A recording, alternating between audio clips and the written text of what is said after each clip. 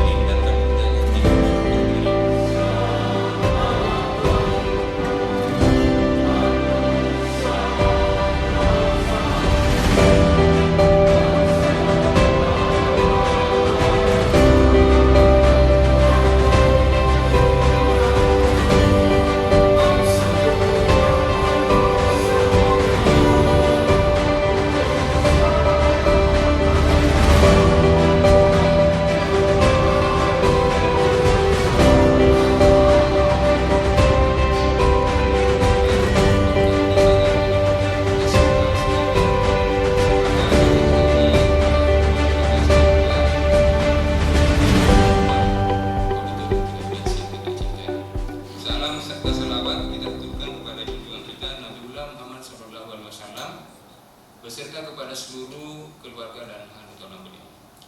Bapak Wali Kota yang saya muliakan dan saya hormati serta seluruh hadirin yang berbahagia, izinkan saya menyampaikan beberapa laporan yang berkaitan dengan kegiatan kita pada pagi hari ini.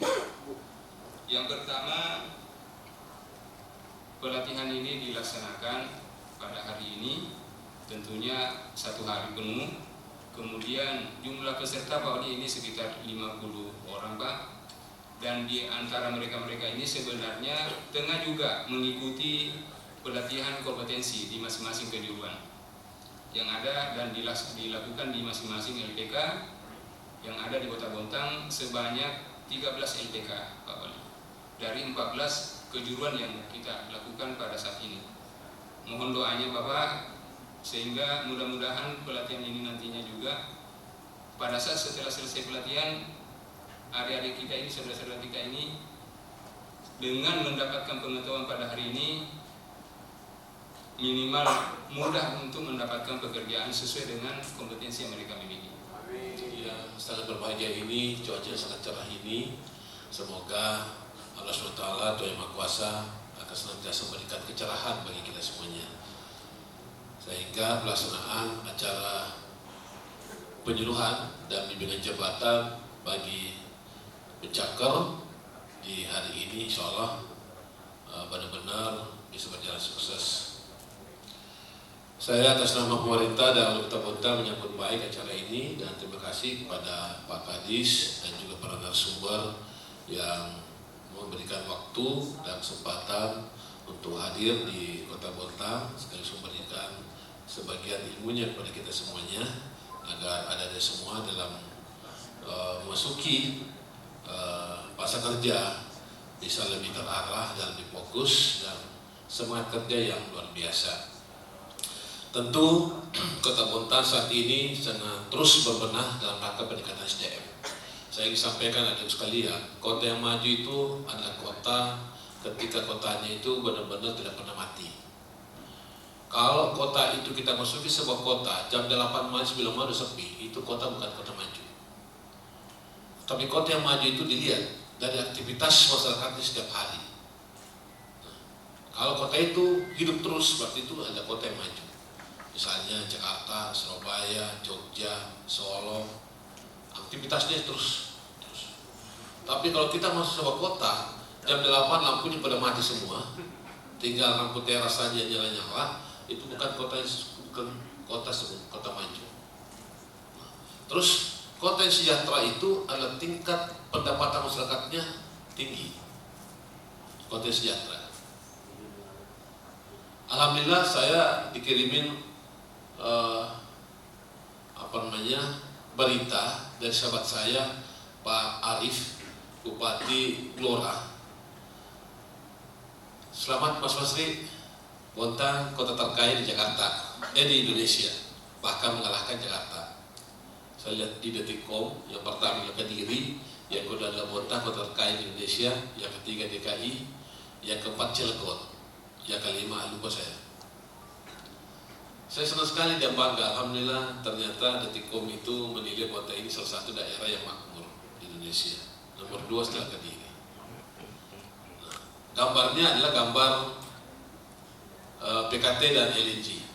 Saya bilang memang kalau dilihat dari LNG dan PKT bukan lagi sejahtera, bukan lagi sangat sejahtera.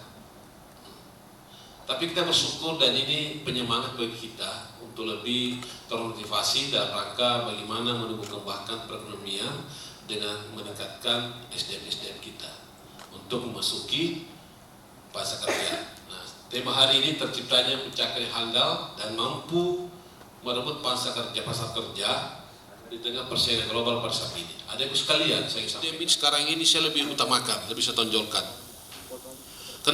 Karena Bontang itu adalah kota yang dikenal di Indonesia bahkan internasional sebagai kota jasa dan industri. Dan industri yang ada di kita ini bukan industri seperti di Jawa. Industri yang ada di Bontang ini industri yang tidak terbarukan.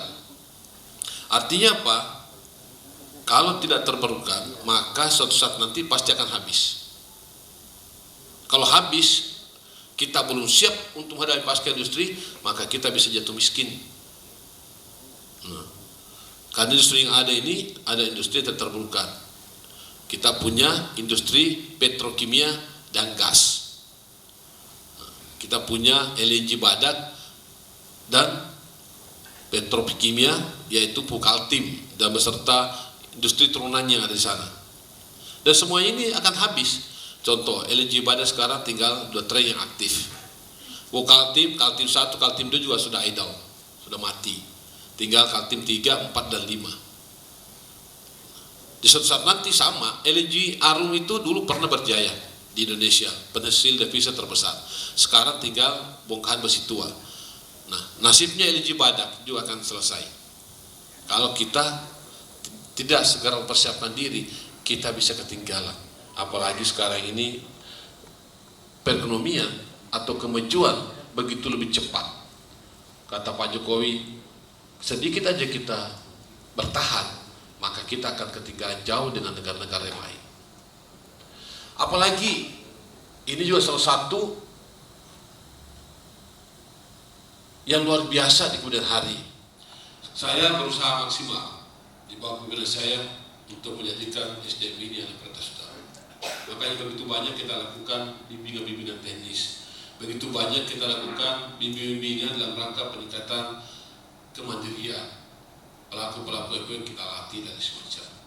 Bahkan anak muda sekarang ini menjadi terobosan yang pertama di Kalimantan Timur untuk bagaimana memberikan pemahaman adik kita agar pada saat mereka mau lulus di SMA mereka paham dan tahu. Misalnya ketika ingin jadi tentara, ingin jadi polisi, ataupun di sekolah kedinasan, kita latih, kita beri. Dan narasumbernya dari Pak Dandim dan Pak Kapolres. Untuk apa? Mereka tahu. Jadi ketika ingin menjadi tentara, mereka udah ada dasar. Kita latih selama 3 bulan di sini, dilatih secara semi militer. Karena kalau dia mau mengikuti sendiri, biayanya berapa satu orang? 16 juta. 16 juta satu orang, kita gratiskan. Supaya apa? Mengikuti pelatihan untuk menjadi seorang tentara, menjadi seorang polisi, menjadi angkatan laut, dari angkatan laut dan sumbernya. Kita latih anak kemarin. Ada 100-an, 50 perempuan, 50 laki-laki.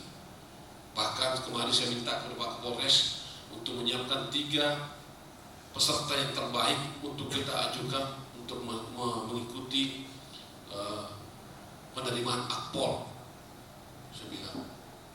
Bahkan kemarin ada lagi kita laksanakan UCamp di diaspora untuk pertukaran pemuda seluruh Indonesia. Banyak kita lakukan dalam rangka pembinaan SDM di Kota Bontang.